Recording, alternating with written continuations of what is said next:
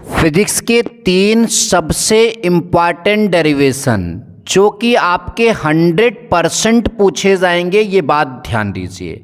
जी हाँ बच्चों, इस वीडियो के माध्यम से आप सभी को यूपी बोर्ड एग्जाम 2024 के लिए क्लास 12th फिजिक्स के 3 महत्वपूर्ण डेरिवेशन मिलने जा रहे हैं।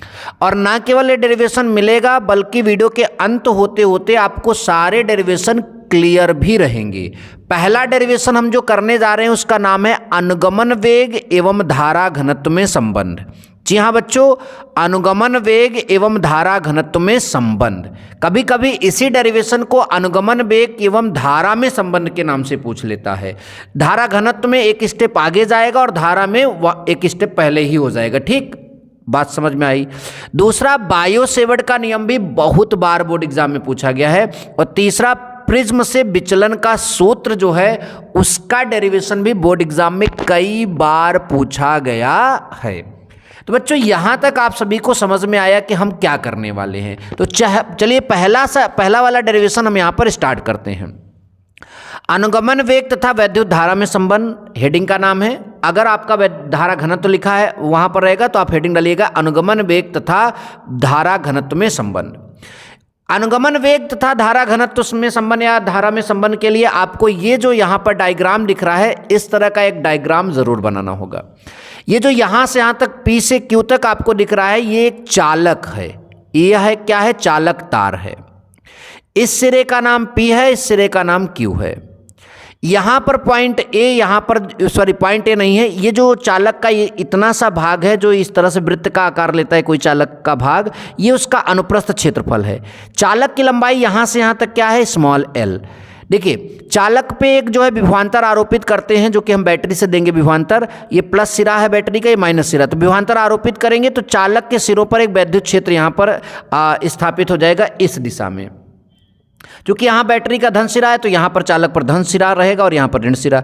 और जैसे वैद्युत क्षेत्र इस दिशा में स्थापित होगा तो आपको पता है कि जो चालक में उपस्थित मुक्त इलेक्ट्रॉन है वो धन प्लेट की ओर भागेंगे, यानी इस तरफ भागेंगे। वो वैद्युत क्षेत्र के विपरीत गति करने लगते हैं। तो ये पूरा चित्र का कॉन्सेप्ट है। और थोड़ा सा यही चित्र में यहाँ पर लिखा भी गया है कि जब किसी चालक तार के सिरों पर विभवांतर लगाया जाता है, जैसा कि मैंने बताया, जब किसी चालक तार के सिरों पर विभवांतर लगाया जाता है तो वैद्युत क्षेत्र उत्पन्न हो जाता है। देखो वहां पर वैद्युत क्षेत्र उत्पन्न हो जाता है। ठीक, तथा इलेक्ट्रॉन वैद्युत क्षेत्र के विपरीत दिशा में, देखो वैद्युत क्षेत्र इधर था, इलेक्ट्रॉन जो है इधर गति करते हैं। इलेक्ट्रॉन वैद्युत क्षेत्र के विपरीत दिशा में गति करने लगते हैं। अब आगे यहां मान लेते हैं, माना चालक के एकांक आयतन में, जो चालक का एकांक आयतन होता है, पूरा आयतन नहीं, एकांक आयतन जो लेंगे उसमें इलेक्ट्रॉनों की संख्या स्मॉल n है और तथा अनुप्रस्थ क्षेत्रफल कैपिटल A है, यानी चालक का अनुप्रस्थ क्षेत्रफल कैपिटल A है और एकांक आयतन में इलेक्ट्रॉनों की संख्या क्या है? Small n। इस तरह से छोटा सा स्टेटमेंट इस डेरिवेशन के लिए आप याद कर लीजिए। ठीक, अब देखिए आपको धारा लाना है तो धारा का फार्मूला होता है आवेश बटा समय, और आवेश का फार्मूला होता है इलेक्ट्रॉनों की संख्या गुणते E। तो चालक में हमें एकांक आयतन में इलेक्ट्रॉनों की संख्या स्मॉल n माने हैं तो हमें पूरे चालक में इलेक्ट्रॉनों की संख्या पहले ज्ञात करना होगा। ठीक, तो देखिए बच्चों हमने लिखा चालक में उपस्थित कुल मुक्त इलेक्ट्रॉनों की संख्या n बराबर A इंटू एल का मतलब होता है आयतन। अगर यहाँ 1 लिख दीजिए तो ये एकांक आयतन हो जाएगा और वहां पर इलेक्ट्रॉनों की संख्या कितनी मानी गई? स्मॉल n हमने लिख दिया। लेकिन हमें पूरे आयतन में निकालना है तो कैपिटल N जो इलेक्ट्रॉनों की संख्या, कुल मुक्त इलेक्ट्रॉनों की संख्या जो है वो स्मॉल n गुणते पूरा आयतन होगा। ठीक, यहां तक बात समझ में आई। अब चालक में उपस्थित कुल मुक्त आवेश Q का फार्मूला होता है इलेक्ट्रॉनों की संख्या इंटू E। इलेक्ट्रॉनों की संख्या आपका इतना आया NaL और ये आपका E। समीकरण नंबर 1 यहां पर बन गया। हमने आवेश को ज्ञात कर लिया। अच्छा बच्चों, आपने आवेश को ज्ञात कर लिया, अब आपको धारा ज्ञात करने के लिए क्या चाहिए? समय। तो भाई ये यहां से यहां तक कोई इलेक्ट्रॉन कितनी दूरी तय करेगा? L दूरी तय करेगा। और किस वेग से तय करेगा? VD वेग से। वो चालक का अनुगमन वेग होता है। क्या होता है? अनुगमन वेग। तो जो चालक द्वारा समय लिया जाएगा, चाल बराबर दूरी बटा समय, यानी वेग बराबर दूरी बटा समय, तो समय बराबर जो है दूरी L बटा वेग जो है VD। ये आपका समीकरण नंबर 2। हमको समय मिल गया, हमको आवेश मिल गया। अब चालक क्षण में प्रवाहित धारा की बात करें तो I is equal to Q/T होता है। I इज इक्वल टू क्या होता है? Q/T होता है। आवेश हमको पहले से मालूम है, यहां रखेंगे। समय हमको यहां पर मिल गया, यहां पर रखेंगे। ठीक, तो समीकरण 1, 2 एवं 3 से, समीकरण 1, 1, 2 एवं 3 से चलते हैं। ध्यान दो बच्चों, यहां पर हमने लिखा भी है कि समीकरण 1, 2 एवं 3 से I इज इक्वल टू, जहां पर आपका जो है आवेश था वहां पर NaLe लिख दिया और जहां पर समय था L/Vd लिख दिया। L से L कैंसिल हो जाएगा, Vd आपका ऊपर जाएगा, NeAVd हो गया। अनुगमन वेग अगर यहां पर निकालना चाहें तो अनुगमन वेग यहां पर आप निकालिए और इसके नीचे कर दीजिए I के, तो अनुगमन वेग Vd is equal to I/ANE, इस तरह से हमने लिख दिया। यह संबंध मुक्त इलेक्ट्रॉनों के अनुगमन वेग तथा वैद्युत धारा के बीच में है। यह संबंध जो है मुक्त इलेक्ट्रॉनों के अनुगमन वेग तथा वैद्युत धारा के बीच में, यह संबंध जो मैंने अभी यहां पर आपके सामने दिखाया, यह इन दोनों के बीच में है। लेकिन हमको तो धारा घनत्व में संबंध चाहिए, तो स्टेप आगे जाएगा। अगर धारा तक चाहिए तो आप यहीं तक लिखिएगा, ठीक। तो हमने लिखा है यदि चालक क्षण में धारा घनत्व स्मॉल j है तब, तो धारा घनत्व का फार्मूला I/A होता है, हमने लिख दिया यहां पर। तो I की वैल्यू देखिए, I/A यहां पर हमारा आया, I/A धारा घनत्व का है। तो I की वैल्यू अगर आप यहां पर VD/NaE लिखिए तो I की जगह जो है ऊपर का जो इसका जब वहां पर फार्मूला आप लगाएंगे I की जगह, तो VD/ANE आएगा, तो नीचे से A से A कैंसिल हो जाएगा, VD/NE आएगा। तो देखिए यानी VD आया, तो ये धारा घनत्व और जो है अनुगमन वेग में संबंध हो जाएगा। और VD के बराबर अगर हम फार्मूला लिखेंगे तो यहाँ पर J/NE आ जाएगा। क्या आएगा? J/NE। तो ये जो है धारा घनत्व और आपके अनुगमन वेग में संबंध है। इस तरह से बच्चों हमने पहला वाला डेरिवेशन बड़े अच्छे से कर लिया। अब हम दूसरा वाला डेरिवेशन बायो-सेवर्ट के नियम का भी करेंगे और पूरा आपको समझाएंगे बच्चों, ठीक। तो दूसरा डेरिवेशन है बायो-सेवर्ट का नियम। तो देखिए बायो-सेवर्ट के नियम को समझने से पहले ये चित्र समझ लीजिए। थोड़ी सी बातें चित्र में हम लिखाते हैं, ज़्यादा नहीं लिखाते, आप सभी को मालूम है। डेरिवेशन एकदम चुटकियों में हो जाएगा। देखिए ये यहाँ से यहाँ तक जो है कोई चालक तार है। अचालक तार में हम धारा जब बहाएंगे, कोई करंट ले जाएंगे, तो चालक में धारा बहने लगी, इसलिए उसका नाम हो जाएगा धारावाही चालक। क्या नाम रख देंगे उसका? धारावाही चालक। ओस्टेड ने बताया था कि चालक तार में धारा बहाओगे तो उसके चारों तरफ चुंबकीय क्षेत्र उत्पन्न होगा। और बायो-सेवर्ट जो है उसके कारण चुंबकीय क्षेत्र किसी चालक के कारण कितना होता है वो ज्ञात करते हैं। लेकिन इन्होंने जो एक्सपेरिमेंट किया उन्होंने पूरे चालक के द्वारा नहीं बताया। उन्होंने बताया पहले कि छोटे से खंड में, जैसे ये ये चालक था, यहाँ पर एक पॉइंट ये लिया गया, एक पॉइंट ये लिया गया, ठीक। तो यहाँ से यहाँ तक की लंबाई dl मानी गई और इतने छोटे से खंड के कारण जो चुंबकीय क्षेत्र उत्पन्न होगा उसके लिए नियम किसने बताया? बायो-सेवर्ट ने। तो यहाँ से यहाँ r दूरी पर चाहे यहाँ पर चुंबकीय क्षेत्र ज्ञात करिए, चाहे यहाँ पर ज्ञात करिए, उससे आप कोई दिक्कत नहीं, ठीक। तो हमने यहाँ पर ज्ञात किया। तो देखिए ये dl हो गया, जो कि ये इस छोटे से खंड की लंबाई हो गई, इसमें प्रवाहित धारा कैपिटल I हो गई। और ये जहाँ पर हमें चुंबकीय क्षेत्र ज्ञात करना है, पॉइंट P पर वेक्टर dv चुंबकीय क्षेत्र आएगा, वहाँ इस रेखा और ये जो dl है उसके बीच का एंगल कितना मान लिया गया है? थीटा मान लिया गया है। अच्छा बच्चों, यहाँ तक पूरी बात समझ में आ गई चित्र की, ठीक। थोड़ा सा चित्र के बारे में लिखेंगे, थोड़ा सा तो लिखना ही पड़ेगा। बायो तथा सेवर्ट ने प्रयोगों के आधार पर बताया कि धारावाही चालक के छोटे खंड dl, अभी हमने यहां पर दिखाया ना, धारावाही चालक के छोटे खंड dl के कारण उत्पन्न चुंबकीय क्षेत्र जो dB है, उत्पन्न चुंबकीय क्षेत्र निम्नलिखित बातों पर निर्भर करती है। निम्नलिखित बातों पर निर्भर करती है। कितनी बातों पर? 4 बातों पर। जो dB चुंबकीय क्षेत्र है वो उसमें प्रवाहित धारा के अनुक्रमानुपाती होती है, समीकरण नंबर 1। dB जो है वो छोटे से खंड की लंबाई के अनुक्रमानुपाती होती है, समीकरण नंबर 2। dB जो है जहां पर आपको चुंबकीय क्षेत्र ज्ञात करना है उस रेखा और dl के बीच में बने कोण की ज्या यानी साइन थीटा के अनुक्रमानुपाती होती है, समीकरण नंबर 3। जहां पर चुंबकीय क्षेत्र ज्ञात करना है वहां की दूरी के वर्ग के व्युत्क्रमानुपाती होती है dB, समीकरण नंबर 4। यानी dB proportional I, dB proportional dl, dB proportional sine theta, dB proportional 1/r, ठीक। अच्छा 4 समीकरण बन गए। अब हम लिखेंगे समीकरण 1, 2, 3 एवं 4 से। समीकरण 1, 2, 3 एवं 4 से। तो देखो समीकरण 1 में अगर आप dB देखो तो I के प्रोपोर्शनल है, तो dB I dl sine theta के प्रोपोर्शनल में है, ठीक। तो dB proportional I dl sine theta और इसके बटा में r² आ जाएगा। तो dB proportional I dl sine theta बटा r²। आप सभी को मालूम है कि फिजिक्स में जब भी हम कोई प्रोपोर्शनल हटाते हैं तो कोई ना कोई नियतांक आता है। तो मैंने μ0/4π नियतांक लिया यहाँ पर, into I dl sine theta बटा r² पहले से है। इस जो ये आ गया है इसी को बायो-सेवर्ट का नियम कहते हैं, इसी चीज़ को बायो-सेवर्ट का नियम कहते हैं, आपको मालूम है। और जहाँ पर म्यू 0/4 पाई अनुक्रमानुपातीय नियतांक है, जिसमें म्यू 0 वायु या निर्वात की चुंबकशीलता है। क्या है? चुंबकशीलता है। यह बात ध्यान दीजिए। तो हमारा दूसरा डेरिवेशन भी डन हो गया, बायो-सेवर्ट का नियम। अब हम लोग डन करेंगे प्रिज्म के विचलन का सूत्र। तो देखिए इस डेरिवेशन की बात करें, जो प्रिज्म के पदार्थ के अपवर्तनांक के लिए सूत्र है, जो विचलन का सूत्र भी माना जाता है, इसके लिए पहले चित्र आप 2 मिनट ध्यान से समझिए। ऐसा समझाएंगे कि आप लाइफ में कभी भी ये डेरिवेशन नहीं भूलेंगे। बच्चों हमने यहाँ पर एक जो है त्रिभुज बनाया, जो कि समबाहु त्रिभुज है, और ये एक प्रिज्म भी है। ठीक, ये जो आपका ए है, ये प्रिज्म कोण है। इस पर जो है ये पृष्ठ जो आपका ए बी है, इस पर हमने एक पी क्यू आपतित किरण डाला। तो इस पर एक हमने लंब पहले से डाल रखा था एल एम। तो यहाँ पर जब ये किरण पड़ी तो आपको मालूम है कि ये विरल माध्यम से सघन माध्यम में जा रही है। तो ये जो किरण है ये किसकी ओर झुकेगी? अभिलंब की ओर झुककर ऐसे इस बीसी पृष्ठ के समांतर ये किरण जाने लगेगी। यहाँ तक कोई दिक्कत नहीं। फिर जैसे अब यहाँ पर पहुँचेगी तो ये इसके अंदर से जो है बाहर वायु में फिर से जाएगी। तो अब देखिए यहाँ पर फिर से हमने इस पृष्ठ पर एक लंब डाल दिया।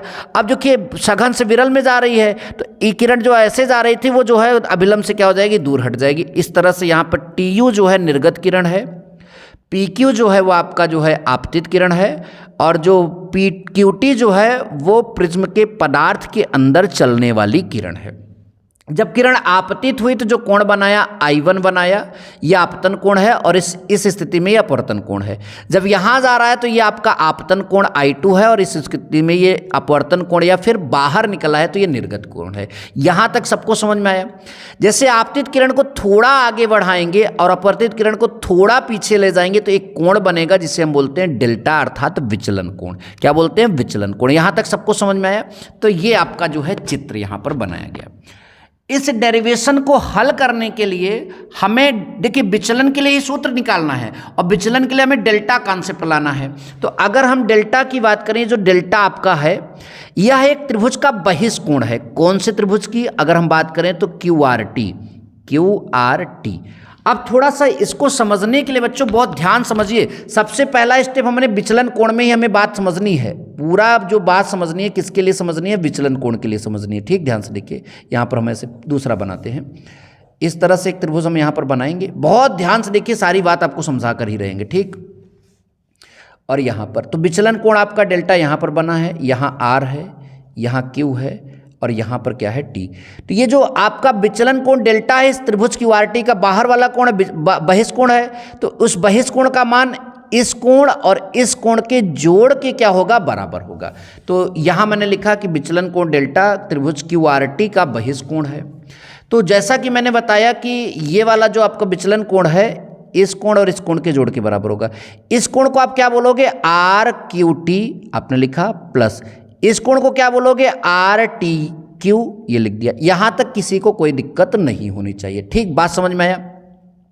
अगर चित्र में देखा जाए तो RQT कोई विशेष मान नहीं दे रहा, जैसे परावर्तन कोण, अपवर्तन कोण, अपवर्तन कोण और जो है आपतन कोण, ऐसा कुछ नहीं दे रहा। तो इसको हम उस रूप में कन्वर्ट करने की कोशिश करेंगे। जो आपका RQT था उसको पहले मैं ऐसे लिखूंगा, QRQM मैं लिख सकता हूं, RQM लिख दिया, और उसमें से मैं TQM, अगर देखिए RQM में से हम TQM हटा लें तो पूरे इतने कोण में से इतना हटा लेने पर यही बचेगा, यानी इसकी जगह पर हम लिखेंगे RQM माइनस TQM।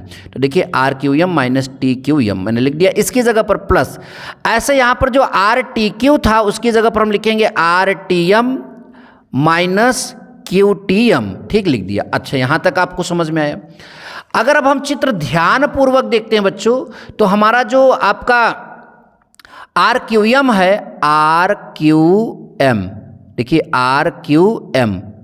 RQM की बात अब ध्यान से देखिए, RQM वो यहाँ पर इस रेखा को देखिए और इस रेखा को देखिए। तो ये जो है शीर्षाभिमुख के कारण जो है ये आपका हो जाएगा पी क्यू एल के बराबर। और टी क्यू एम की बात करें, टी क्यू एम की बात करें तो आर वन के बराबर हो जाएगा, प्लस की जगह प्लस। ऐसे आपका आर टी एम जो है वो आपका जो है किसके बराबर हो जाएगा, देखिए ध्यान से, एन टी यू के बराबर हो जाएगा, लिख दिया। और उसके बाद ये जो आपका है क्यू टी एम जो है, क्यू टी एम किसके बराबर हो जाएगा, आपका आर टू के बराबर होगा, लिख दिया। ठीक, उसके बाद जो पी क्यू एल है, पी क्यू एल किसके बराबर है, आई वन के बराबर, और ये किसके बराबर है, आई टू के बराबर, यहाँ लिख दिया। अब फिर I one plus I two, दोनों में माइनस से कॉमन ले लिया, R one plus R two, समीकरण नंबर 1। तो विचलन कोण जो है उस त्रिभुज का जो डेल्टा विचलन कोण था, इसलिए हमने यहाँ पर इसको बाहर बहिष्कोण मानकर इस तरह समीकरण नंबर 1 बनाया। चाहिए तो आप स्क्रीनशॉट लीजिए इस चित्र का, और इतना जो मैंने अभी कराया इसका। फिर उसके बाद दूसरा स्टेप इसका चालू करेंगे। ठीक, दूसरा स्टेप कहाँ से चालू होगा, देखिए अब यहाँ तक हमने डेल्टा बराबर प्राप्त कर लिया वैल्यू। अब हम चतुर्भुज स्टार्ट करेंगे, ए क्यू एम टी चतुर्भुज में चलेंगे। ठीक, इस चतुर्भुज में अगर हम बात करें तो जो कोण है ए क्यू एम, ये 90 अंश का है, क्योंकि यहाँ पर लंब बना है तो 90 अंश का, और ए टी एम जो है ये भी 90 अंश का है। ठीक, इतना बात ध्यान दीजिए। तो ये वाला जो एंगल है और वो वाला जो एंगल है वो आपका जो है 180 जोड़ होगा, क्योंकि चतुर्भुज के चारों कोणों का योग 360 होता है। तो ये 90 तो 180 निकल गया, तो इसका और इसका जोड़ जो है कितना हो जाएगा, 180 हो जाएगा। यह बात आप सभी लोग विशेषता ध्यान दीजिए। इसको पढ़ेंगे क्या, क्यू ए टी, और इसको क्या पढ़ेंगे, क्यू एम टी। देखिए यहां पर हमने यही लिखा कि जो आपका ये वाला कोण और ये वाला कोण 90 सब मैंने बताया, और क्यू ए टी और क्यू एम टी जो है 180 अंश होगा। क्यू ए टी जो है, अगर ध्यान से देखिए क्यू ए टी चतुर्भुज में, तो क्यू ए टी यहाँ पर एक ए कोण है, उसकी जगह हमने लिख दिया प्रिज्म कोण ए। और क्यू एम टी की बात करें तो वो आपका वैसे ही है, ये प्लस में उधर जाएगा माइनस में, तो Q M T is equal to 180 अंश माइनस ए। यहां तक आपको समझ में आया। तो हमने अभी क्या निकाला दूसरे स्टेप में, क्यू एम टी का मान जो कि 180 अंश माइनस ए आया। अब हम क्या करेंगे, क्यू एम टी त्रिभुज में चलेंगे। जो क्यू एम टी त्रिभुज है इसमें चलेंगे। इसमें 3 कोणों का जोड़ कितना होता है, 180 अंश। 3 कोण यानी ये प्लस ये प्लस ये। इसको आप क्या पढ़ने वाले हो, इसको पढ़ने वाले टी क्यू एम, इसको क्या पढ़ने वाले हो, क्यू टी एम, और इसको क्या पढ़ने वाले हो, क्यू एम टी। यही देखो यहाँ पर लिखा है T Q M, Q T M और क्यू एम टी का कोण जो है 180 अंश होगा। ये आर वन है, ये आर टू है, और इसका वैल्यू हमने निकाल रखा है 180 अंश माइनस ए। यहाँ तक आप सभी को समझ में आया। तो 180 से 180 कैंसिल हो जाएगा। अगले स्टेप में आप देखेंगे तो R one plus R two और माइनस ए बराबर वहाँ पर क्या देखने को मिलेगा आपको, 0। तो R one plus R two is equal minus A बराबर 0, और R one plus R two बराबर क्या आया, ए। समीकरण नंबर क्या बना, 2। यहां तक हो गया। अब हम क्या करेंगे, इतना पढ़ने के बाद हम अल्पतम विचलन की स्थिति लाएंगे। अल्पतम विचलन की स्थिति में एक मतलब कॉन्सेप्ट होता है कि जो विचलन कोण है वो अल्पतम विचलन कोण हो जाएगा। जो I1 I2 है वो बराबर हो जाते हैं। जो अल्पतम मतलब आपतन कोण और निर्गत कोण बराबर हो जाता है, और उन दोनों कोणों को हम क्या मान लेंगे, I माना, यहाँ पर लिख दिया गया। R1 R2 जो है वो भी बराबर हो जाएगा, और वो अपवर्तन कोण R के बराबर मान लिया जाएगा। यहां तक आपको समझ में आए। ये कब होता है, जब अल्पतम विचलन की स्थिति आती है तब होता है। तब आगे लिखा है समीकरण 1 एवं समीकरण 2 से। समीकरण 1 में जरा देखिए तो आपका यहां पर किसके बराबर ये है, डेल्टा के बराबर इतना लिखा है। I1 I2 दोनों बराबर हैं, तो 2i हो जाएगा, यहां पर 2r हो जाएगा। देखिए डेल्टा बराबर, और डेल्टा जो हो गया वो क्या हो गया, डेल्टा एम। तो डेल्टा एम बराबर जो है आई प्लस आई, यहाँ are plus are, 2i minus 2r। यहाँ पर ये बनेगा समीकरण नंबर 3। ये डेल्टा की बात हो गई। ठीक, और समीकरण 2 की बात अगर आप यहाँ पर ध्यान दीजिए, R1 प्लस R2, तो 2r प्लस आर बराबर ए। देखिए यहाँ पर लिखा होगा r प्लस आर बराबर ए, तो ये हो जाएगा 2r बराबर ए, तो r बराबर ये दूर नीचे जाएगा a/2। तो यहाँ पर हो गया। अब यहाँ पर समीकरण 3 और 4 बना है, तो समीकरण 3 और 4 से चलेंगे। तो डेल्टा एम की जगह डेल्टा एम, 2i की जगह 2i, जो ये आपका है यहाँ पर हम क्या लिखेंगे, 2r की जगह क्या लिख देते हैं, a लिख देते हैं। ठीक, तो ये हो गया हमारा यहाँ पर जो 2r था उसकी जगह मैंने क्या लिख दिया, a लिख दिया। अब ये माइनस में उधर जाएगा प्लस में, तो 2i बराबर हो जाएगा a प्लस डेल्टा एम, और 2 नीचे चला जाएगा तो आपका a plus delta M by 2। तो हमने r का मान निकाल लिया, हमने i का मान निकाल लिया। अब हम लगाएंगे किसका नियम, स्नेल का नियम। ठीक, स्नेल के नियमानुसार क्या फार्मूला होता है, साइन i बटा sine r। n is equal to sine i की वैल्यू आया a plus delta M by 2, और साइन आर का वैल्यू था a/2। तो इस तरह से हमारा ये डेरिवेशन हो जाएगा, जो कि यही प्रिज्म के पदार्थ के अपवर्तनांक के लिए सूत्र है। तो आई होप कि आपको डेरिवेशन पूरा समझ में आया।